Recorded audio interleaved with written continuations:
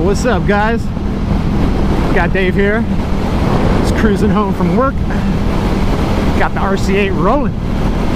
And I am pretty stoked right now because I got my new signals on there. I'll tell you the story of the RC8 turn signals because it is a long and involved story. I took the mirrors off this bike a long time ago because they are a very poor design on the RC8, and when you turn all the way left or all the way right, your hands hit the mirrors, and it makes it really hard to do the throttle if you're turning left. Makes it really hard to do the clutch if you're turning right, like if you're pulling out of a parking lot or something and the steering is full lock. So I was like, you know what, forget these mirrors, get rid of them, and I'm gonna put some bar end mirrors on there like I like to have. It's my favorite kind of mirror. And the only problem with that though was that the signals were built into the mirrors. They were these LED signals, and so I just purchased a set of LED signals and I tried to wire them up and they did not work. So I figured, you know, maybe if the LED ones don't work, maybe like incandescent bulbs, you know, just like a standard light bulb, maybe that type of signal would work. So I bought 4 of those off of eBay, just like some little micro signals, and they worked, and they worked good. They worked really good. I made little mounts for the 2 in the front, and I bought the tail tidy set up, and I installed them in the rear, and everything was good for a while. And the other day I noticed that the right turn signal was not working. I was like, what the hell? So I figured probably a burned out bulb. So I looked at the bulbs and I looked at the fixtures, and I took half the bike apart trying to figure out what was the problem. And I couldn't figure it out. So I took the RC8 to the dealership and I dropped it off with the mechanic there, and he told me that he could not figure out what was wrong, but he just like rewired the signals back on like they were before, and then they worked. But the same was true when I first wired them up, they worked. So I figured at that point it's probably not the bike.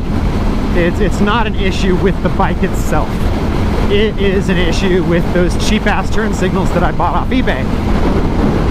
And so I figured instead of using those micro turn signals, I will get 4 DOT legal, like OEM turn signals, like the same ones that I have on the Duke 690. And so that's what I bought. Bought 4 of them. That's what I got on there right now.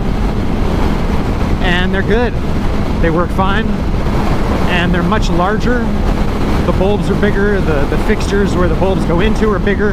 And I think that was the problem, is those signals were just like so micro that they just didn't work good. They weren't made like quality, you know, they were just like cheap-ass pieces of crap.